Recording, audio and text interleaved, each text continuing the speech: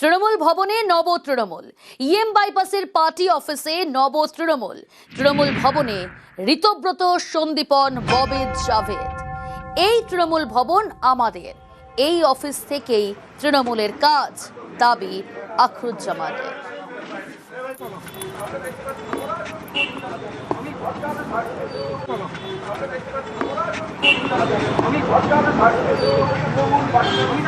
ছবি ধরা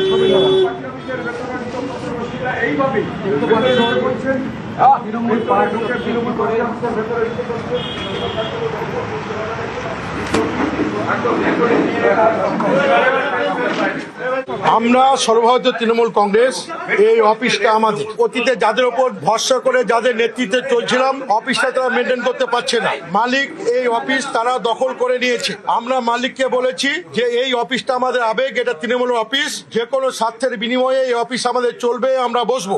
মালিকের অনুমতি নিয়ে, যেমন গ্রাউন্ড ফ্লোরে যেখানে কথা বলছি, সেকেন্ড ফ্লোর, থার্ড ফ্লোর, সমস্ত কিছু মালিক আমাদের সঙ্গে সমস্ত চুক্তিবদ্ধ হয়েছে। আমরা যেহেতু অরিজিনাল তৃণমূল কংগ্রেস, আমাদের একটা ডেলিগেশন টিমকে ওনারা মিট করে আমাদের বক্তব্য শুনেছেন। অন্য কারো কাছে সেই ডেলিগেশন টিমকে গেছে, তাদের বক্তব্য শুনতে পেয়েছেন। আমরা অরিজিনাল তৃণমূল, যা ডিসপিউট করছে তাদের উত্তর তারা দেবেন।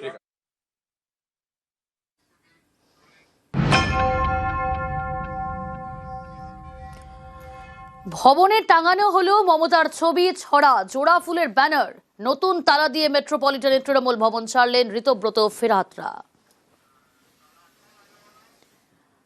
ভবনে ঝুলিয়ে দেওয়া হলো মমতার ছবি, ছড়া জোড়া ফুলের ব্যানার। একই সঙ্গে নতুন তালা দিয়ে মেট্রোপলিটনের তৃণমূল ভবন ছাড়লেন ঋতব্রত ফেরাত হাকিমরা। না গো দাদা, সত্যি নেই। এই দেখো আমি দেখাচ্ছি আমার কি কি ভিডিও আছে, তোমার যদি লাগে কিছু লাগবে না। ভেতরে বসে আছে ওরা, কিছু নেই। না গো দাদা, সত্যি নেই।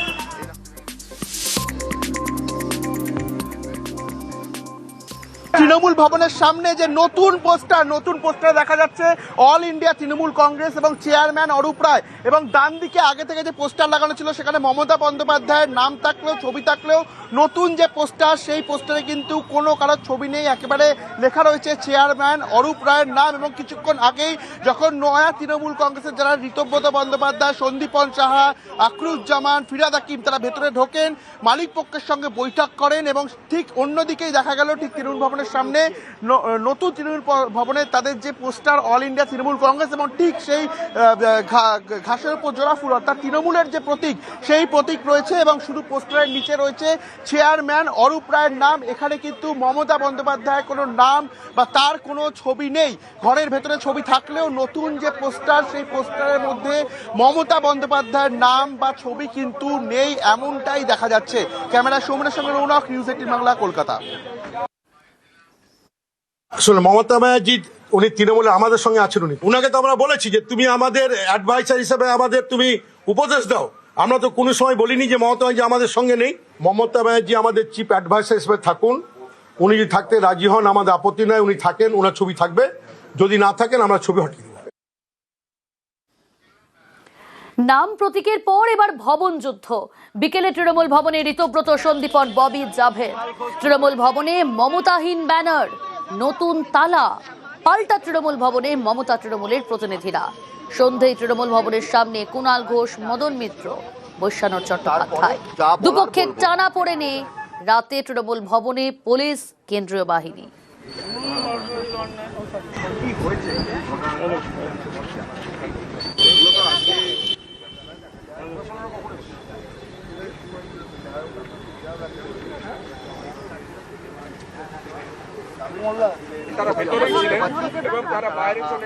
রাতেই খবর পেয়ে সেখানে পৌঁছান কুণাল ঘোষ, মদন মিত্র, এবং তারপর আমরা দেখলাম যে সেখানে দুপক্ষের টানাপোড়েন, আর দুপক্ষের টানাপোড়েন এই রাতে তৃণমূল ভবনে পৌঁছায় পুলিশ, কেন্দ্রীয় বাহিনী।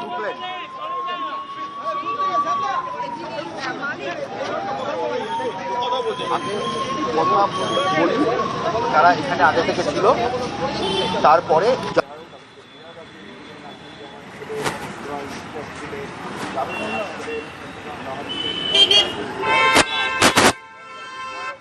তৃণমূল ভবনে পৌঁছেছেন কুণাল ঘোষ, খবর পেয়ে অর্থাৎ নাম প্রতীকের পর এবার ভবনযুদ্ধ। বিকেলেই তৃণমূল ভবনে ঋতব্রত, সন্দীপন, ববি জাভেদ।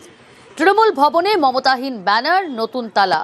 আর তার কিছুক্ষণ পরে পাল্টা তৃণমূল ভবনে মমতা তৃণমূলের প্রতিনিধিরা কুণাল ঘোষ, মদন মিত্র, বৈশ্যানর চট্টোপাধ্যায় তারা পৌঁছন সেখানে।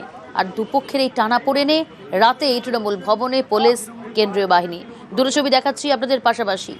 একদিকে নব তৃণমূলের ভবন দখল, ঠিক তার পাশাপাশি যে ছবি দেখছেন তৃণমূল ভবনে মমতা তৃণমূলপন্থীরা।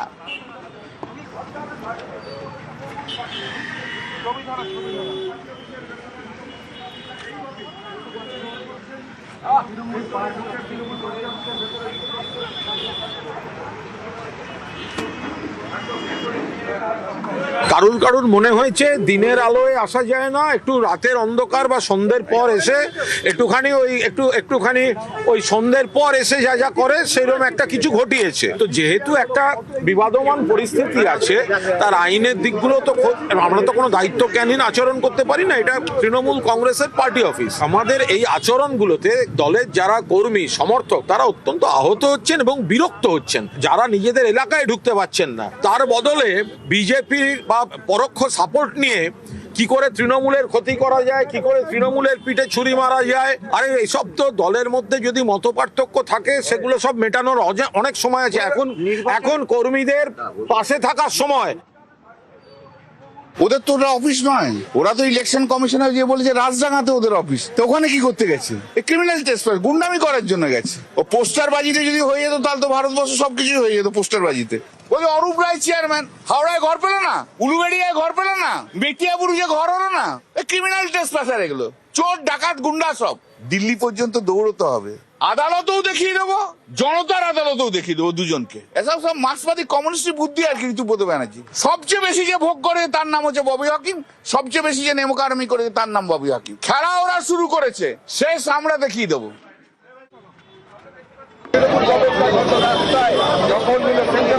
এবার ভবন যুদ্ধ, তৃণমূল ভবন দখল নব তৃণমূলে।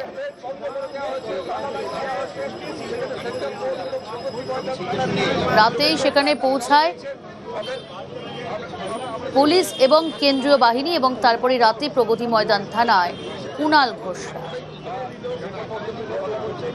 রাজনৈতিক কোন্দলে বিভক্ত তৃণমূল কংগ্রেসের দুই গোষ্ঠীকেই আগামী সোমবার নির্বাচন কমিশনের কাছে জবাবদিহি করতে হবে তারা নিজেদেরকে আসল তৃণমূল কংগ্রেস বলে দাবি করছে কেন। আর ঠিক এই ধরনের পরিস্থিতির মধ্যেই শুক্রবার বিকেল থেকে রাত পর্যন্ত তৃণমূল কংগ্রেসের পার্টি অফিস বা অস্থায়ী তৃণমূল কংগ্রেস ভবন মেট্রোপলিটনকে দখলকে ঘিরে নাটকীয় পরিস্থিতি তৈরি হলো।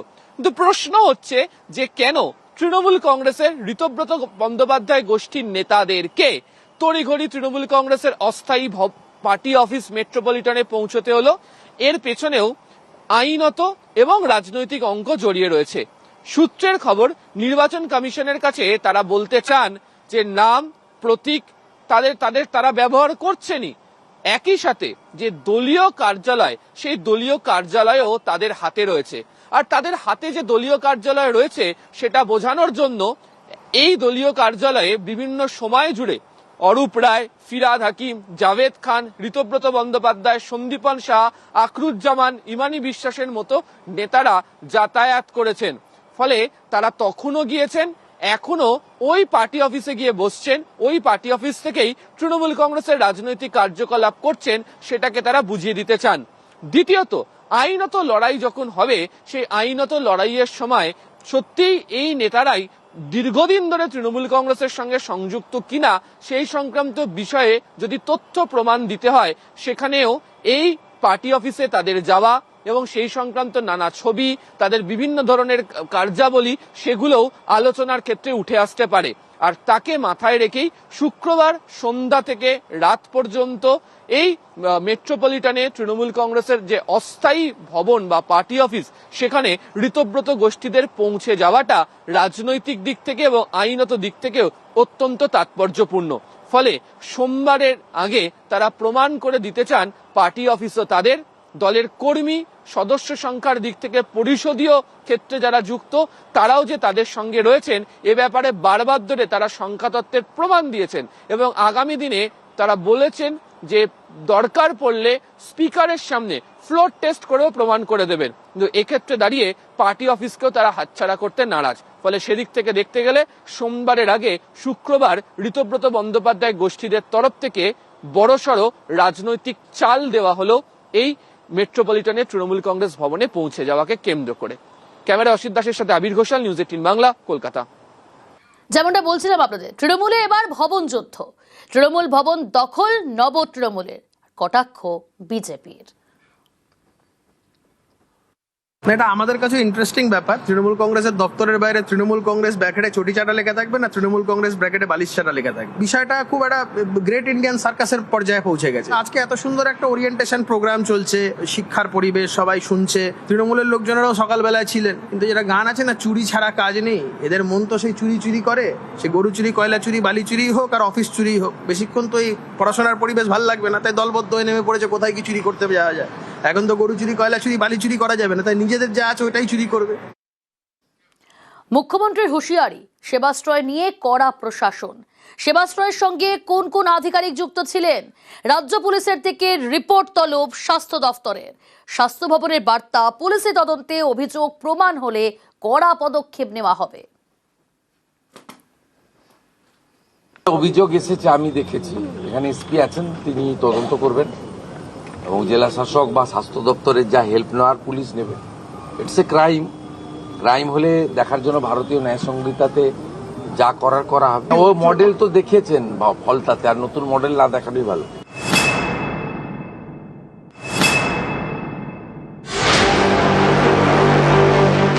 সেবাশ্রয় নিজের নির্বাচনী কেন্দ্র ডায়মন্ড হারবারে এই সেবাশ্রয় তৈরি করেন তৃণমূল সাংসদ অভিষেক বন্দ্যোপাধ্যায়। বিনা পয়সায় স্বাস্থ্য পরিষেবা দিতেই সেবাশ্রয়। পালাবদলের পর এই সেবাশ্রয় নিয়ে বিভুরি অভিযোগ। সুর চড়ান মুখ্যমন্ত্রী, তারপরেই কড়া রাজ্য প্রশাসন। সেবাশ্রয় নিয়ে রাজ্য পুলিশের থেকে রিপোর্ট চেয়েছে স্বাস্থ্য দফতর। অভিযোগ, তৃণমূল আমলে স্বাস্থ্য দফতরের অনুমোদন ছাড়াই চালু হয়েছিল সেবাশ্রয়। স্বাস্থ্য ভবনের স্পষ্ট বার্তা, পুলিশি তদন্তে অভিযোগ প্রমাণ হলে কড়া পদক্ষেপ নেওয়া হবে। স্বাস্থ্য দফতরের স্ক্যানারে সেবাশ্রয়ের সঙ্গে যুক্ত একাধিক আধিকারিক। নির্বাচনের আগে গলা ফাটিয়ে চিৎকার করেছিলাম যে সেবাশ্রয় হচ্ছে ভণ্ডামি, এটা ভণ্ডামির আশ্রয়। অভিষেক বন্দ্যোপাধ্যায় রাজনৈতিক নেতা নন, উনি অভিনেতা। সুতরাং এই সেবাশ্রয়ে চিকিৎসা পরিষেবা দেওয়ার নামে উনি নাটক করেছেন। খালি একটিও চিকিৎসক ছিলেন না, আয়ুষেরও পাশ করা চিকিৎসক ছিলেন না। যারা ছিলেন আয়ুষের কিছু পড়ুয়া আর group D assistant, general duty assistant, তারা ছিল গলায় স্টেথো লাগিয়ে। পুরোটাই ভণ্ডামি, পুরোটাই নাটক, এটা ক্রিমিনাল নেগলিজেন্স। এই জিনিস যেন আর জীবনেও না করার সাহস পায়। আমি বলবো মাননীয় মুখ্যমন্ত্রীকে কড়া পদক্ষেপ নিতে। প্রত্যেকটা স্বাস্থ্যমন্ত্রক রিপোর্ট চেয়েছে, সেবাশ্রয় কারা গেছিল, কে কে গেছিল, কার অঙ্গুলিহীন হয়েছিল, কে অর্গানাইজার ছিল, এগুলি নিয়ে আমরা রিপোর্ট চাইছি, অনুসন্ধান হবে। স্বাস্থ্য দপ্তরের আধিকারিকরা তারাও তো সেই সেবাশ্রয়ের ক্যাম্পে ছিলেন, যারা গেছিলেন বা যারা এই কাজ করেছেন, পশ্চিমবঙ্গের জনগণের সঙ্গে, নাগরিকদের সঙ্গে এই অনাচার এবং অবিচার করেছেন, তারা সুবিচার পাবেন। বদলের বাংলায় সেবাশ্রয় নিয়ে একের পর এক অভিযোগ উঠেছে। অযোগ্যদের দিয়ে চিকিৎসা, চিকিৎসক নন এমনও ব্যক্তি নাকি চিকিৎসা করেছেন। অভিযোগ, কাজ করিয়ে একাধিক ডাক্তারকে টাকা দেওয়া হয়নি। দক্ষিণ 24 পরগনায় মাটি খুঁড়ে কোটি টাকার ওষুধ মিলেছে। অভিযোগ, সেই ওষুধ সেবাশ্রয়ের জন্য কেনা হয়েছিল। সরকারি হাসপাতাল থেকে চিকিৎসার মেশিন সেবাশ্রয়ে নিয়ে যাওয়ার অভিযোগ। সেবাশ্রয় ক্যাম্পে আর্থিক অনিয়মের অভিযোগ। সেবাশ্রয় নিয়ে সম্প্রতি অভিযোগ দায়ের হয়েছে দক্ষিণ 24 পরগনার বিষ্ণুপুর থানায়। অভিযোগপত্রের শীর্ষে অভিষেক বন্দ্যোপাধ্যায়ের নাম, 2 নম্বরে তাঁর পিএ সুমিত রায়, 4 নম্বরে একদা ফলতার ত্রাস বলে পরিচিত জাহাঙ্গীর খান, 9 নম্বরে নাম রয়েছে বিষ্ণুপুরের তৃণমূল বিধায়ক দিলীপ মণ্ডলেরও। সেবাশ্রয়ের বিরুদ্ধে প্রতারণা করে আর্থিক ক্ষতি, জাল নথি তৈরি ও ব্যবহার, ভুয়ো পরিচয় ব্যবহার, অপরাধমূলক বিশ্বাসভঙ্গ, জনস্বাস্থ্য নিরাপত্তায় বিঘ্ন ঘটানো, অপরাধমূলক ষড়যন্ত্র সহ একাধিক অভিযোগে মামলা দায়ের হয়েছে। যেভাবে ও মানুষকে ঢপবাজি দিচ্ছে, টুপিবাজি পড়িয়েছে, কেন ভিড় দেখানোর উদ্দেশ্যে মিডিয়ার সামনে হাতুড়ে ডাক্তারদের, হোমিওপ্যাথি স্টুডেন্টদের নিয়ে ও এখানে রুগী দেখিয়েছে। তাই আজকে আমি অভিযোগ করে গেলাম। এবং সবচেয়ে বড় কথা, আমাদের একটা মারাত্মক আইন আছে, PNDT অ্যাক্ট 1994। সেই অ্যাক্ট অনুযায়ী কোনো আল্ট্রাসোনো বা এক্স রে সরকারি অনুমতি বিনা এবং যেখানে সেখানে আপনি স্থানান্তরিত করতে পারবে না। আমরা তার জেল ও জরিমানা হবেই, মাস্ট। ওখানে কোনো ডাক্তার নেই, ছিল না কোনোদিন। অভিষেক বন্দ্যোপাধ্যায় ধারাবাহিক মিথ্যে কথা বলেন এবং ক্রিমিনাল অ্যাক্ট এটার জন্য ভারতীয় ন্যায় সংহিতার যা যা ধারায় বিচার হওয়া উচিত, বিচার হওয়া দরকার। চিকিৎসক নয়, তাকে দিয়ে চিকিৎসা দিয়েছেন। এরা আয়ুষের পড়ুয়া ছিল, কিছু কিছু ওয়ার্ড বয় ছিল, কিছু সাফাই কর্মচারী ছিল। অভিষেক বন্দ্যোপাধ্যায়কে খোলা বাংলা কথায় বলি, ভাই সাবধান, আপনি মিথ্যে কথার চুরি চামারির না কিংবদন্তি হয়ে গেছেন। এরকম বড় চোর আমরা দেখিনি পশ্চিমবঙ্গে। এর কিন্তু মাসুল ওনাকে দিতে হবে। সেবাশ্রয় ক্যাম্পটা একটা পলিটিক্যাল ক্যাম্প ছিল।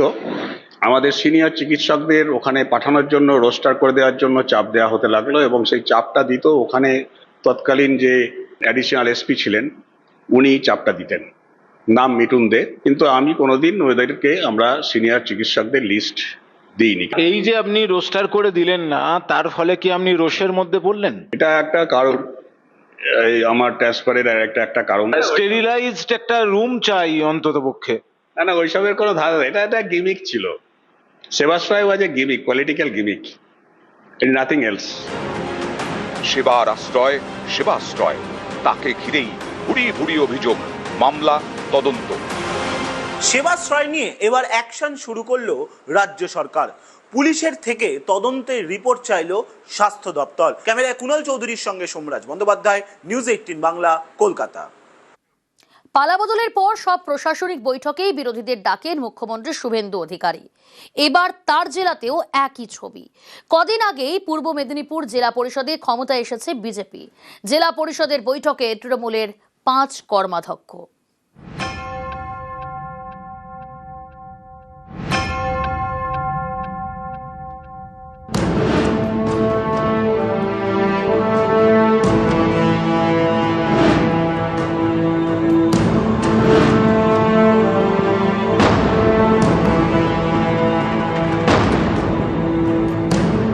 আমাদের তো এখানে সবাই এক, কোনো পক্ষ নেই এখানে, কোনো শুক্লপক্ষ কৃষ্ণপক্ষ নেই, আমরা সকলেই শুক্লপক্ষ।